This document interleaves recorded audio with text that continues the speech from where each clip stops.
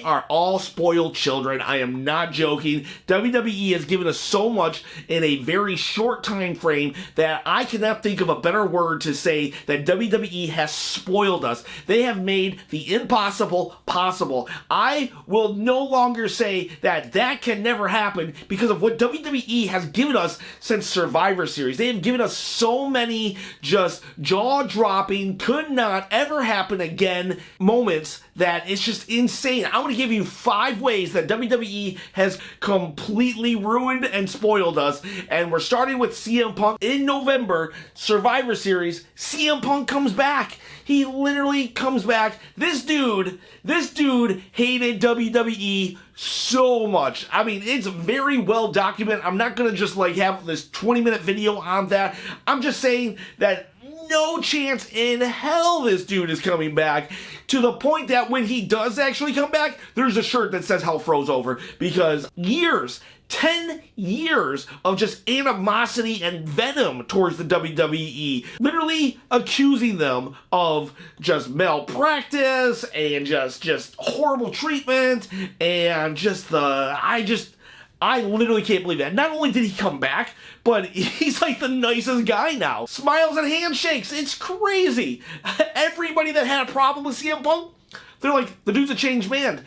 And we're talking like a year ago, he was in the competition, and everybody's saying that he was poisoned for the locker room. It's like, are there 2 CM Punks? Are there 3 CM Punks? The old WWE CM Punk, the AEW CM Punk, and this new CM Punk? I don't know, but whatever the case is, the fact that CM Punk has been in a WWE ring to this day, I cannot believe it. Number 2, let's stick with Survivor Series of November. We get another return, Randy Orton. 18 months this dude's out with injury. There was a chance we would never get the Viper back.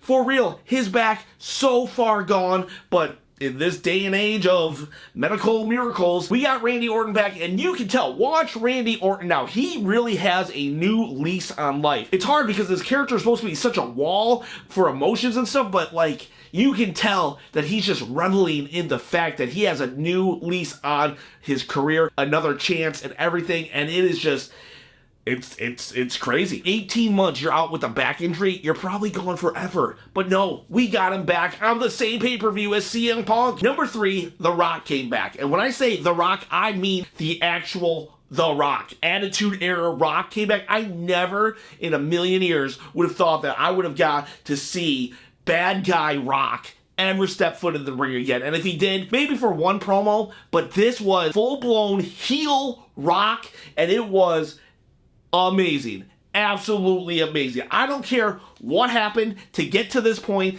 but the fact of the matter is the Attitude Era Rock, or Hollywood Rock, whatever you want to call it, a mesh of them both, it's crazy that we got him. And this wasn't a one-off appearance where the other guy had to, carry the feud, kind of like how Austin Theory carried the feud with John Cena for WrestleMania, 38, I believe, 39, and no shade to John Cena, it is what it is, but I'm just saying, he appeared on multiple Smackdowns, on multiple Raws, he furthered the angle, he literally got his hands bloodied to make this happen, his promos were great, his everything was great, and then when he got into the ring at WrestleMania 40, he didn't phone it in. He didn't let Roman do all the heavy lifting. He was there in the thick of things. Second longest WrestleMania match of all time, and The Rock is an active participant. Actually got heel Rock. That insane. Rock's too big of a Hollywood star. Can't alienate his fans, and yet here we are with heel Rock. Insane, and we got more of him coming. We know more of him's coming down the line. The 4th one is John Cena. So John Cena kind of falls out of this 6-month time frame of Survivor Series to WrestleMania. However, before Survivor Series, the guy came back for like 2 months, and he was constantly wrestling. He put Solo Sikoa over, but then he comes back at WrestleMania 40, and we get the stare down. Just crazy, amazing that we got this. Not only do we get heel Rock, but then we get John Cena and their stare down, their epicness stare down right there, and it's crazy. Throw in the Undertaker cameo at WrestleMania 42, where now it should have been Stone Cold Steve Austin, but the dude was greedy and was holding up WWE for money. I said what I said. But regardless of that matter, is we got John Cena coming back for cameos. We got Undertaker coming back for cameos. We got these legends of yesteryear that can still come back, and they want to. They want to be a part of WWE. It's great that they want to be a part of the WWE. And the fifth and final reason that well, not the final reason, because I could actually go on. I could have said stuff about how celebrities are treating the WWE with respect and credibility. I could say how the women's division is actually just thriving right now, because I was afraid that after the Four Horsewomen kind of had their time in the spotlight, that after them there wouldn't have been a generation to rise up. That's not the case. We got Rhea Ripley, we got Liv Morgan, Bianca Belair, Jade Cargill, Tiffany Stratton, so many people willing to take the reins from the Horsewomen, but it's like, I'm not putting them out to pasture yet because they are still active and alive. But the fifth way that I feel we have been spoiled is a satisfying conclusion to the Bloodline. Now, the Bloodline story is still continuing, and they still have chapters to tell, and who knows, maybe it'll have a great sequel, but the fact of the matter is, the Bloodline was a 3.5 to 4 year storyline that got an actual conclusion, an actual climax. You take for granted, but a storyline like this usually tends to fumble at the end. Nobody knows where it's going. Now, did they plan it from the get-go when Roman beat The Fiend that he was going to fight Cody Rhodes? No, Cody was in AEW at the time even. They had no idea, but they made the ending great. And they almost fumbled it with The Rock, but you know what? That turned into a great thing. Check out the number 3 reason of this video. That turned out to be an amazing thing. But no, for real, think about the NWO. A lot of you might not have been alive during the NWO era, but you've heard of the NWO. But what you don't know then is that the NWO ending sucked, in that there was no ending. One day, the NWO just ceased to exist, and they tried to revive it with NWO 2000, and that just ceased to exist. There was no final breakup. There was no final nothing. There's a couple things you could say, well, that might have been the end, or that might have been the end, but no, really? NWO split to the Wolfpack, and it just kind of just continued and continued until it just faded out of existence. NWO had no conclusion whatsoever. NWO, one of the most important storylines in wrestling history, had no conclusion whatsoever, and that sucks. That just sucks. Is there anything that could even rival that? You could say Austin McMahon. And while Austin McMahon did actually kind of sort of have a conclusion, but I don't know, it got a little weird when Undertaker's Ministry of Darkness got involved. Jump the shark, baby. It's me, Austin. It's me. It's been me all along. You know, Vince revealing that he's the higher power. And then 3 months later, Undertaker saying, I don't answer to nobody.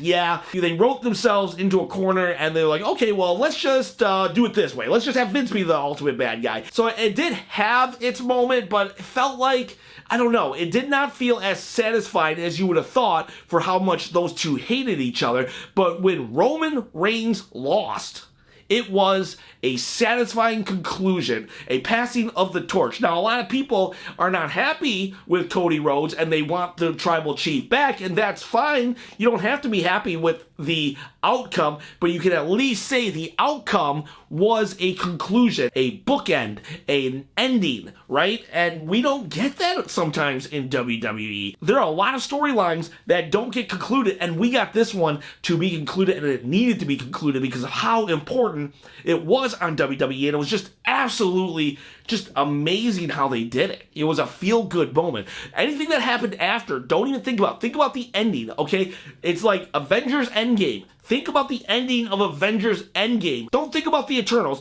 Don't think about Moon Knight. Don't think about anything that happened after Endgame. Think about what happened at Endgame and how satisfying it has been. Just to be clear, I'm not a Marvel hater, and I'm very excited. I loved Moon Knight, actually, and I cannot wait for the X-Men to get involved and everything like that. But all I'm saying is, right now, we might be like, oh, Solo Sikoa, he's nowhere near the Tribal Chief. It doesn't matter. All we're thinking about and talking about is the conclusion of the Roman Reigns part of the Bloodline, and just amazing. You guys do not understand how spoiled you are to get a good conclusion to a good storyline. And those are my 5 reasons why WWE has completely and utterly spoiled us. And you know what? Keep it coming. Please keep it coming. Keep spoiling me. Do you have any other things you could say on how they're just like, you know, how crazy it's been, how good we've been eating as fans? I acknowledge WWE right now as a whole because you guys are on fire. I acknowledge WWE like I hope you acknowledge my subscribe button. Please comment below so you can win